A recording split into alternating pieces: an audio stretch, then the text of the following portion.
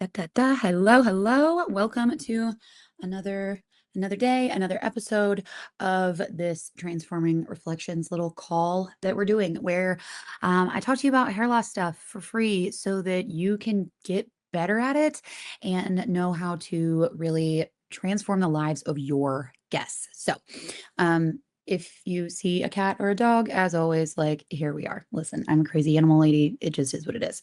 So today we are going to be talking about the common mistakes that stylists often make with their clients when talking about hair loss, when working with hair loss, just any of it. So that is how we are going to dive in to the hair loss topic today. But the biggest thing with all this, I feel like is just okay. If I've said it once, I've said it 100 times. If you make it weird, it will be weird. Period. Like end of sentence. That is all. So mastering your consultation, mastering your conversation strategies, and just talking about things like normal people talk about things is what's going to make this entire thing not weird. I feel like as stylists, we get in our head, and when we get in our head, we start making all of these mistakes, and these issues just kind of compound. So um, first things first, taking education, taking a course, taking things like this will build your confidence so that you can speak with authority and you can speak with clarity to your guests because this is the biggest thing, right? A lot of times we talk in circles or we know that we don't really know what we're talking about.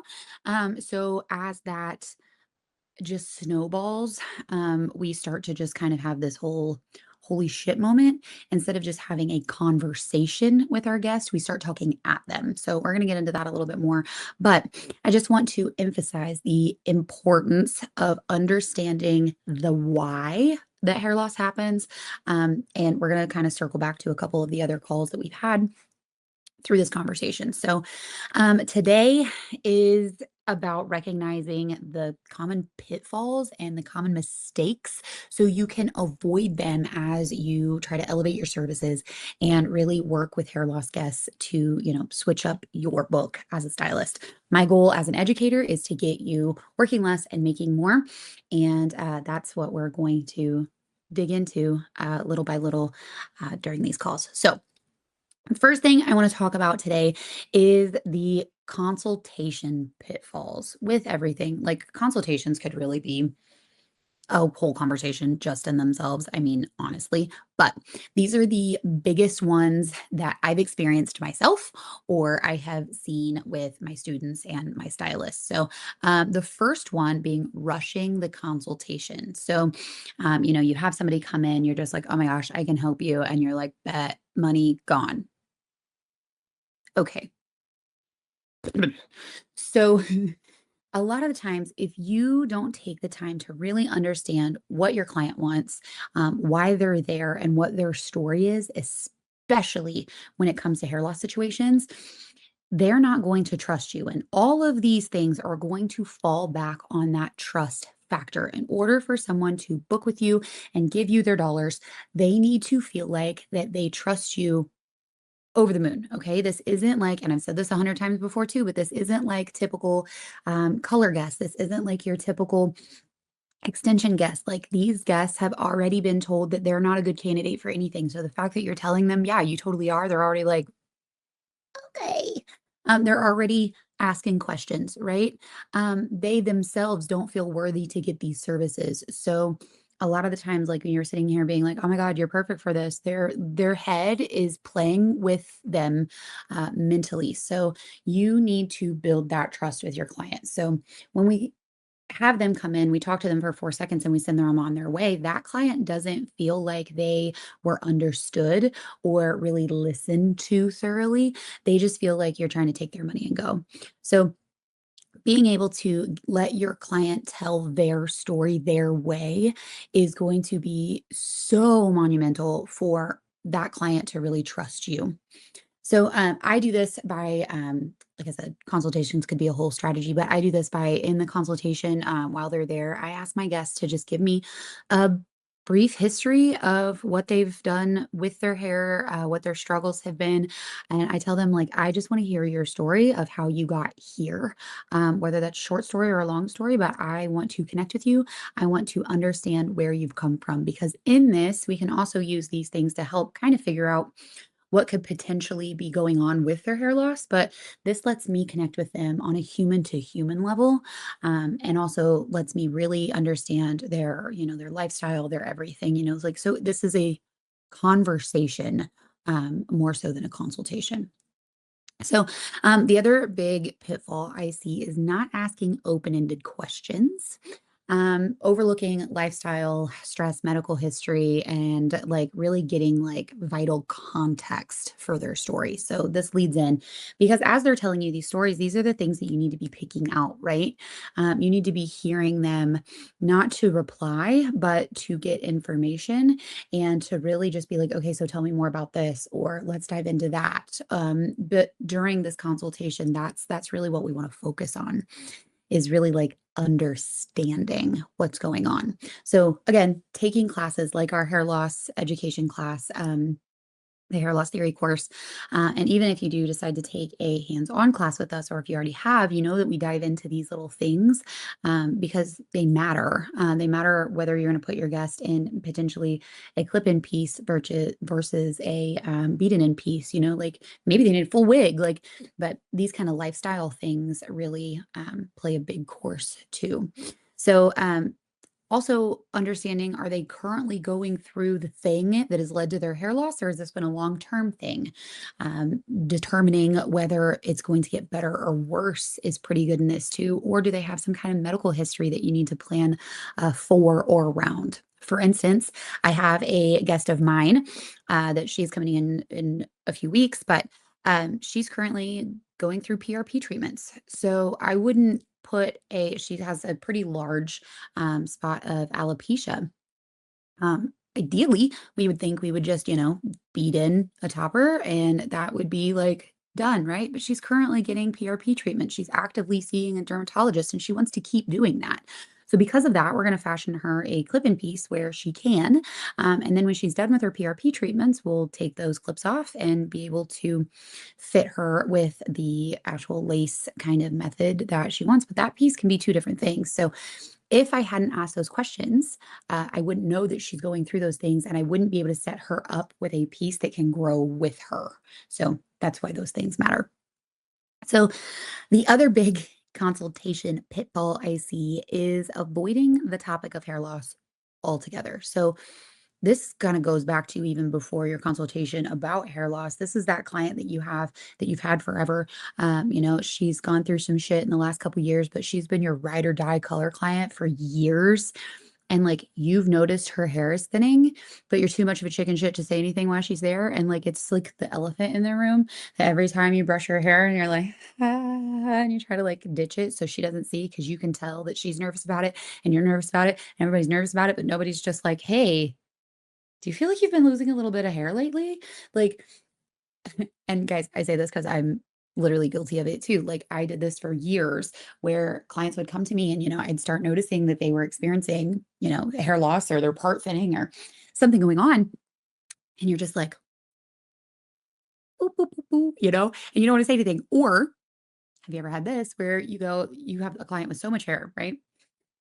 And you take them to the shampoo bowl and you're washing them out and you go to like, run their conditioner through or whatever, and you're like, holy shit. And hair is just like coming off in your hands like it never has before.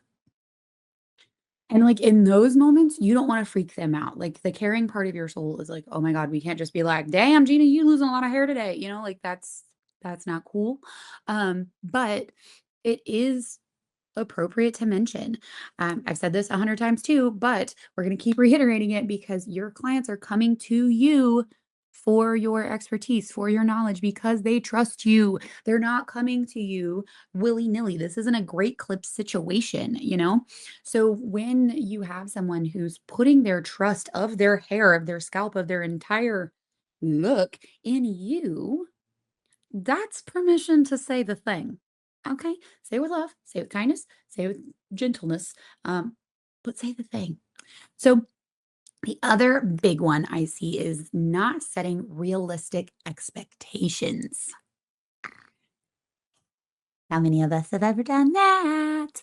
Where we talk it up because it's a new thing and we're super fucking stoked about it. And we're like, we can make your dreams come true, but we didn't ask enough questions and we actually don't know what they want. We know what we want to give them, but we didn't ask what they wanted. So we're like, this is gonna be awesome for you. And then we give them a thing and then kind of maybe forget to tell them that they have to take care of it at home. Kind of maybe forget to tell them that it's actually gonna be a lot more work than they thought. And then it goes to shit. Yeah. Been there, done that. So in these kind of moments, like I can say on my end, there was a couple clients that I did not properly give the instructions to. I didn't tell them what all it took to maintain their piece or their rose or their whatever. And because of that, they didn't have the experience that I painted in the consultation because they didn't know where they were getting into.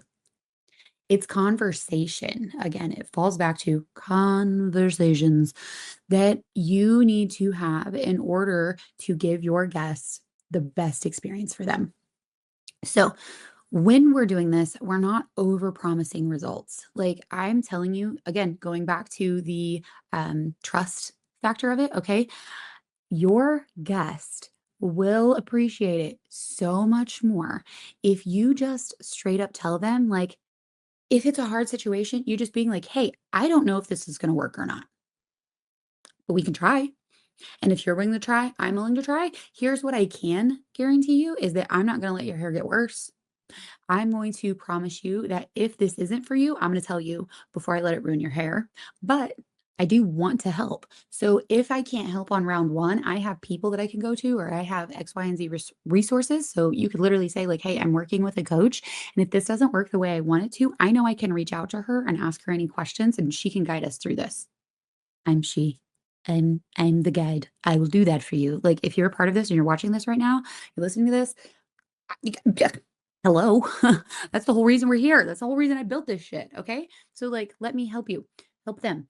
But, like, this being honest and being vulnerable and not acting like you are the end all be all of everything is going to be like the tits in all of this and going to make sure that that client trusts you outright because they know deep in their soul that even if this isn't the thing for them, you're going to find the thing for them, or at least their shit ain't going to get worse. Okay. So that's huge. A lot of the time, I feel like, again, because we get excited, we paint this picture, and sometimes our guests just need that honesty. They need to know that you're just in their corner, and whatever happens, you got them. Okay. So that's a huge one, too. If you think shit ain't going to work for your guests, tell them that. If you think it's going to be too much work for their lifestyle, tell them that. Tell them, hey, here is what I'm thinking. You're somebody who likes to get up, blow, and go your hair. You have talked multiple times that you don't like to, blow dry. You don't even own a blow dryer. So if you're not willing to get one, I think a clip-in piece would be the best option because you don't have to blow dry that and keep your scalp healthy. Ta-da. You can still help them, but it's helping them within their means. So that's really important. Okay.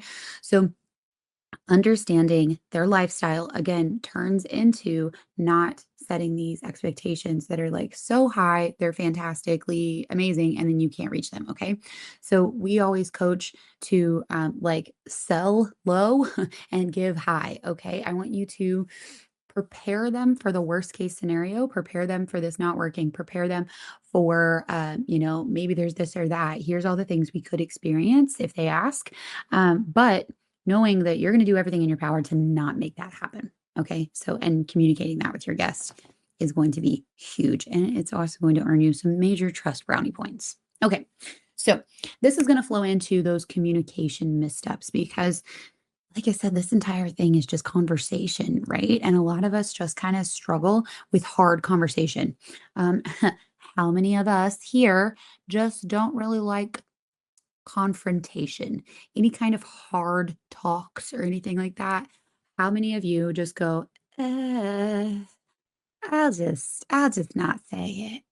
Yeah, yeah, I know, it happens. It's all of us, we get it. So there's very few people like me that I'm just like, "Da, da, da, da, da, let's talk about a thing." Okay, so I understand that, and I wanna help you kind of navigate. So the biggest communication missteps that I see, especially because, again, we get nervous and we just start like word vomiting shit. Okay. So, negative language or tone. So, reframing statements to be compassionate yet honest. Like, you can tell someone their hair is pretty bad without being like, you look like shit, you know? Like, so, for example, if let's go back to the, giant handfuls of hair at the shampoo bowl example. So, you know, the bad way of doing that would be like, "Holy crap, Gina, do you have like something going on in your life? Like, shit, girl, what is going on? You got fistfuls of hair. Like, look at this shit. You're gonna be bald in like 2.2. This keeps up." Not that. Okay. Versus, you're brushing everything through and you're just like, "Hey, by any chance have you noticed like your hair shedding a little bit more than normal?" She's probably gonna be like, "Yeah, I feel like I have, like, I feel like I've seen a little bit more on my brush." And at that point, you could be like, "Yeah, I'm seeing that a little bit too. I just wanted to kind of point it out." I don't think it's anything to be alarmed by, so, like, don't panic, but it is something to kinda, like, pay attention to. In general, sheds like this usually happen around the season change, so, like, no worries.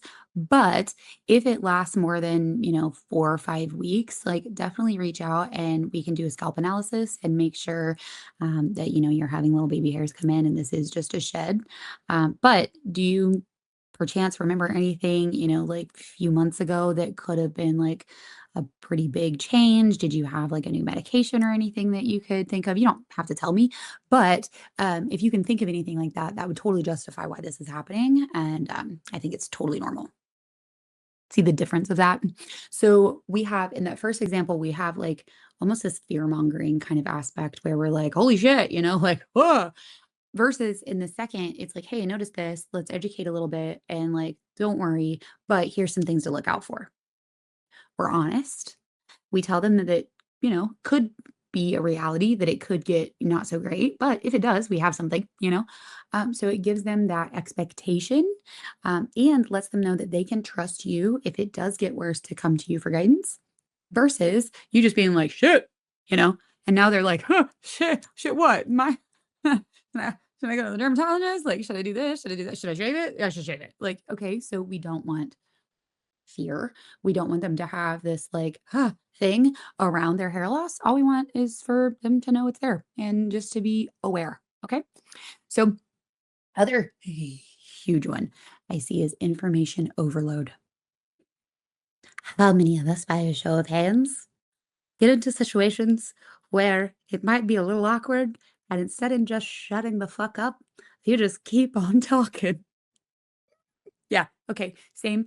Um, When it comes to hair, I'm not this way, but, put me in an airport and I will 100% make it weird, okay? Like, it's just a thing.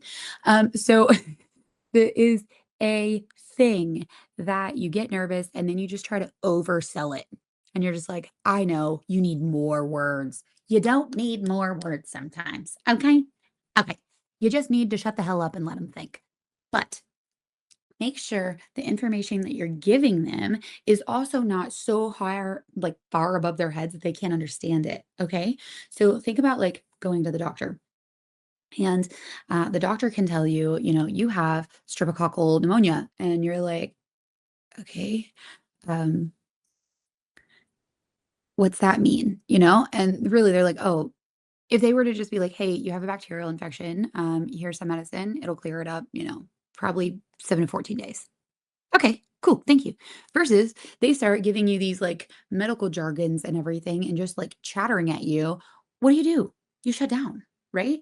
If we don't understand something and somebody's just dying at us, we are not absorbing that, guys. So like flip yourself into a perspective of like giving too much information that isn't digestible and client friendly lingo isn't really going to help your case and it's definitely not going to help them, right?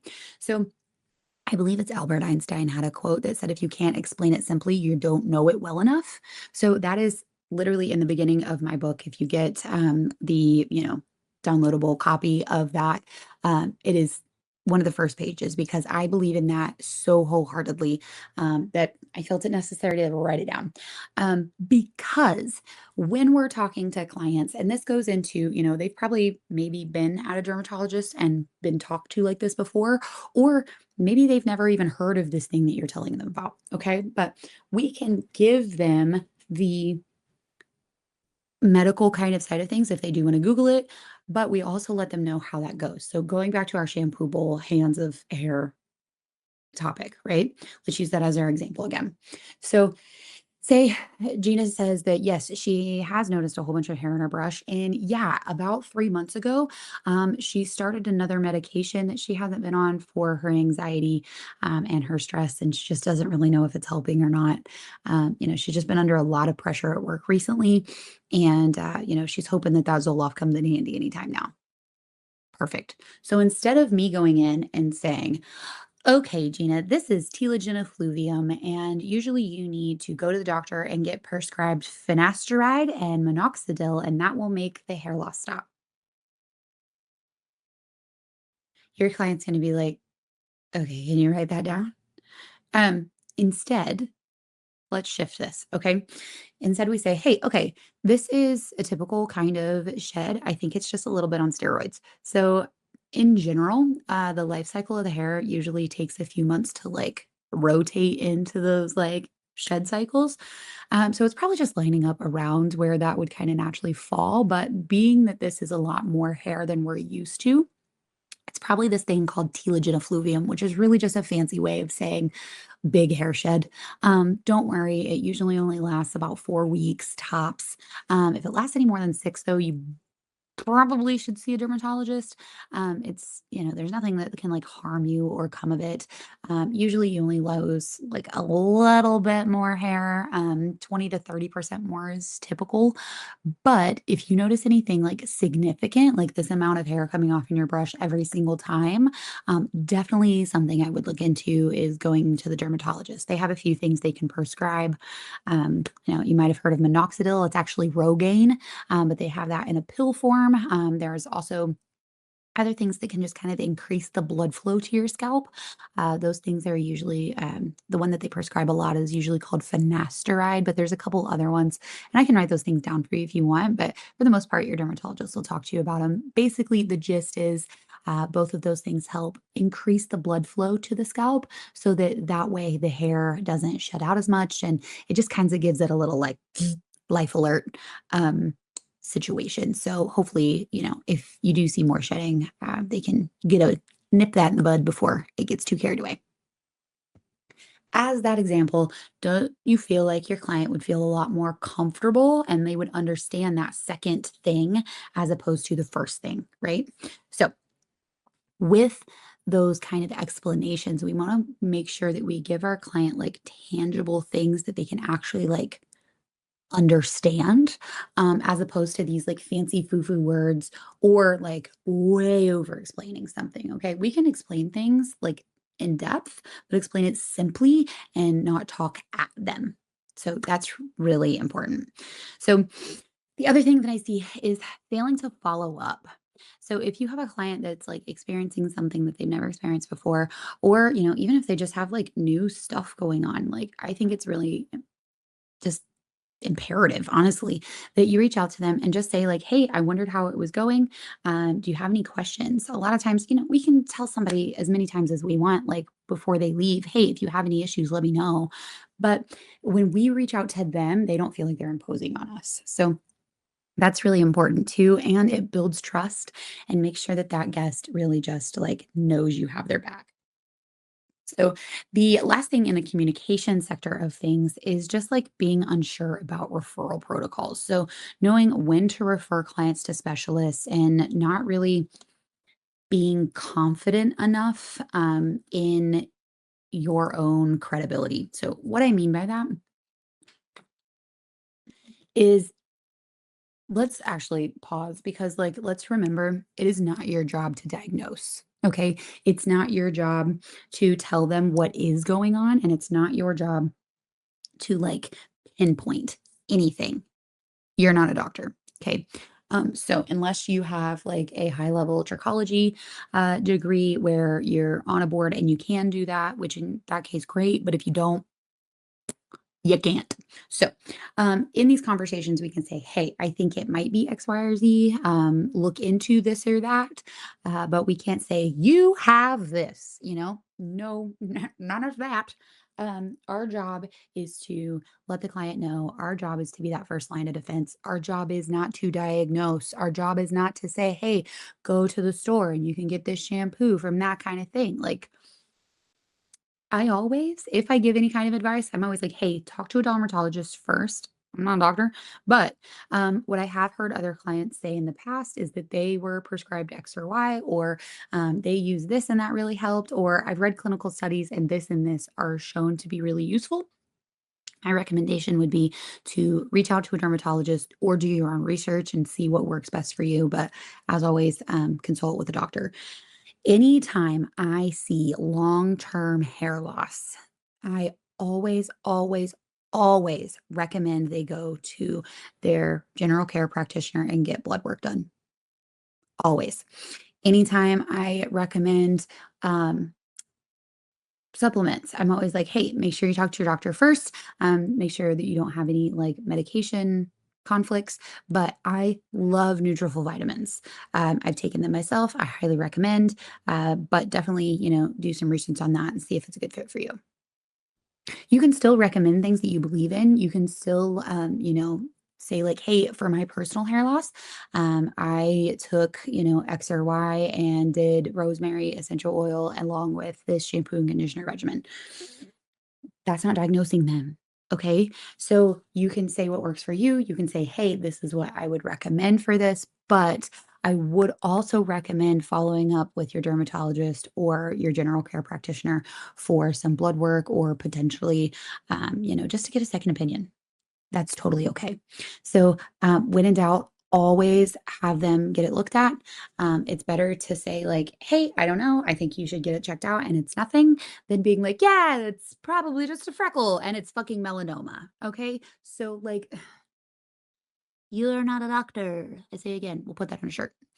Okay. So, now let's get into kind of some practical application mistakes. This is going to be our last little nugget of these typical mistakes I see before we're done. So, the first one is skipping a detailed scalp analysis. So, this is huge. I don't care if you're doing this with your own eyeballs. I don't care if you're doing this with a trichoscope. I think it's important. And here's why. So, if you do not know what you're working with, you cannot accurately give them a thing that works for them. Okay. So, this goes back to the consultation. This goes back to, that very first time they sit in your chair. I have a trichoscope that I love. It is the Malibu C. She was $99. Listen, I don't know if that bitch is still $99, but she was cheap at the time. It's just a microscope for the noggin. Okay. Super simple. You can see a lot with it if you know what you're looking for. So we could probably have a whole training on trichoscope shit, honestly. But um, that is a huge thing that I use in my practice in general. It is regularly, words are hard, that I will scope problem spots for my clients so that we can keep an eye on them, so that we can see if there's new hair growth. We kind of scope like the same section every time, and then we'll zoom around and kind of see. But I can scope that section, count how many hairs are in there, and we can keep track of that time and time to make sure that they're having positive hair growth, to look at those little baby hairs.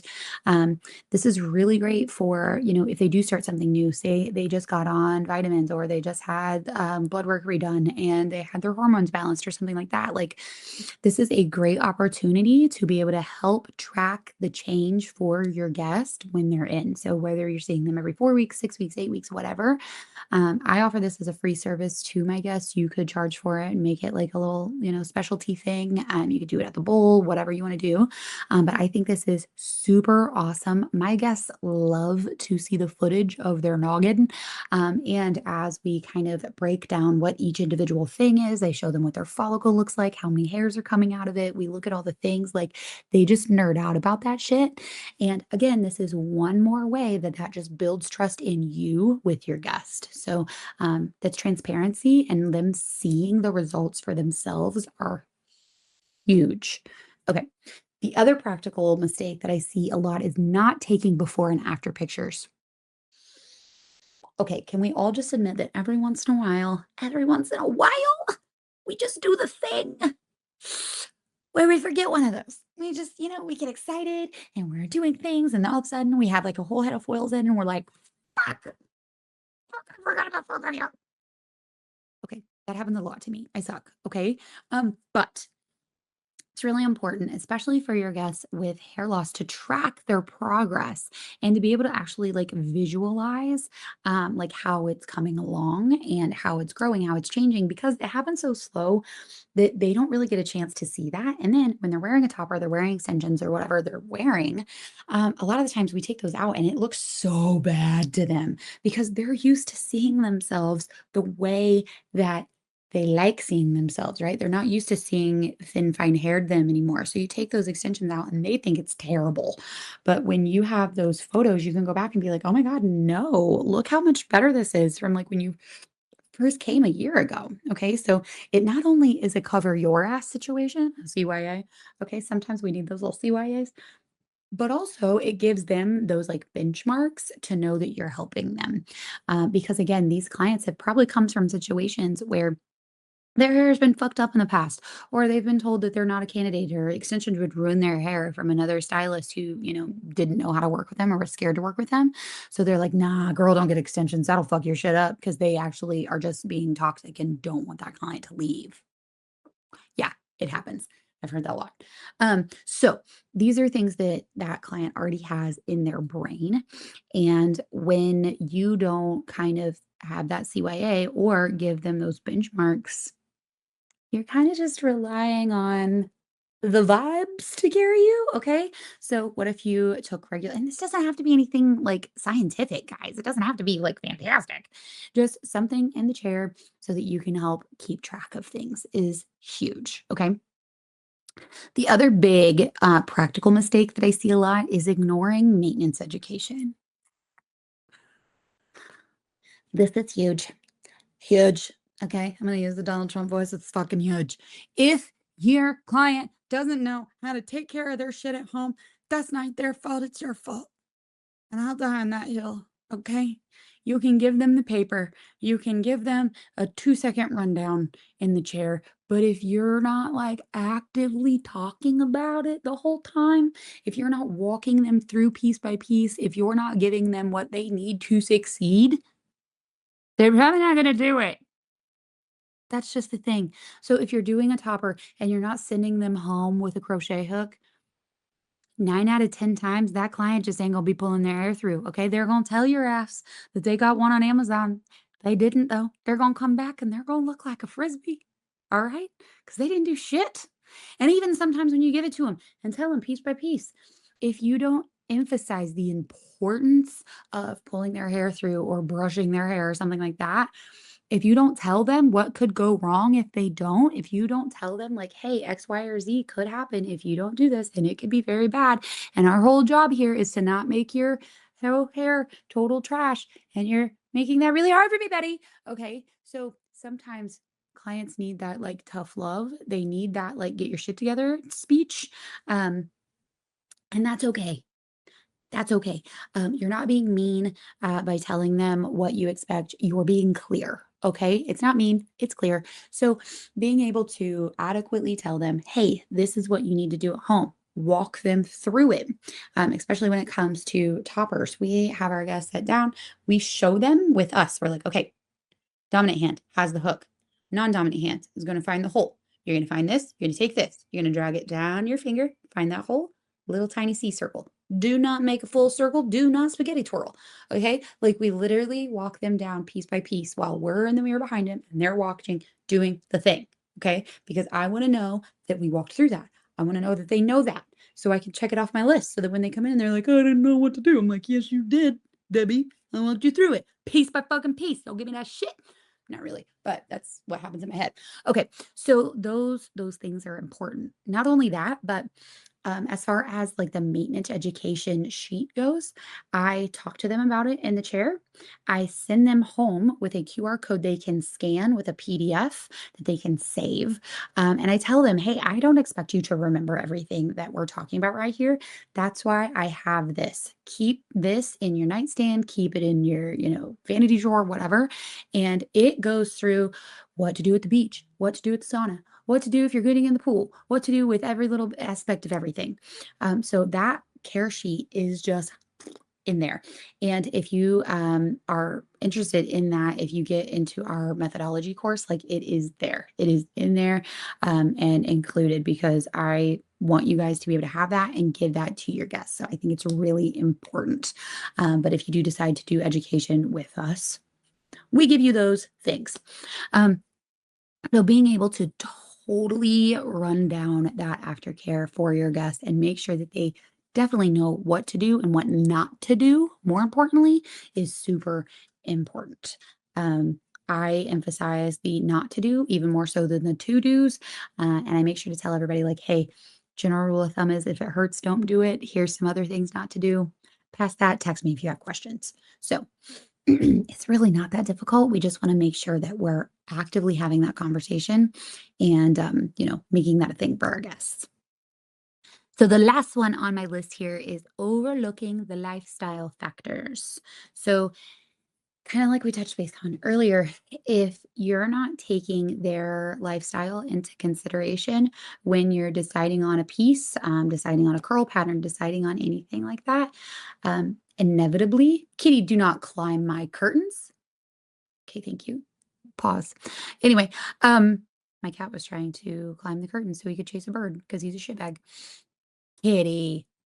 So, when we're overlooking these lifestyle factors like nutrition or medical things, stress, the kind of situations that your client is actually going through in their life, these are not only places where you could actively educate your guest and kind of build those trust aspects, but these are also situations that could determine what kind of piece you put your guest in or what kind of, course, you guide that client down. So this could be anything from like, hey, honestly, I think you just need shampoo and conditioner that really works for you. You're not looking for a huge investment. So I would recommend blood work with your doctor, maybe getting on X and Y medications and like potentially this surface awaken system. And you could potentially grow your own hair back, over the course of time.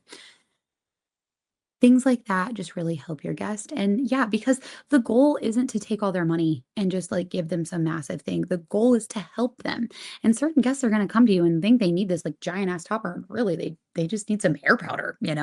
So this is really important. And it's also going to build that for your guest because even if they end up not really needing the full shebang, maybe their friend does. And if you give them something that works for them and they trust you, the likelihood that they send you, friends or family members because they also trust you is going to be huge. So that's going to be kind of where we wrap up for today. Remember, if you make it weird, it will be weird. That is the one thing that I will never stop saying. And it's not a confrontation, it's just a conversation. Okay. Things don't have to be awkward, they don't have to be scary.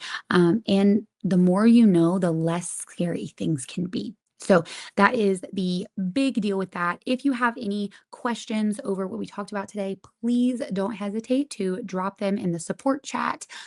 You can ask anything you want, and I will absolutely respond to it there. Or if you have any suggestions for future topics or conversations you want to hear about, write it there, and we can definitely put that on the list for the future. So, thank you for being here. Thank you for listening. Thank you for learning and from me and the guests that you will help eventually. Thank you for being willing to transform reflections.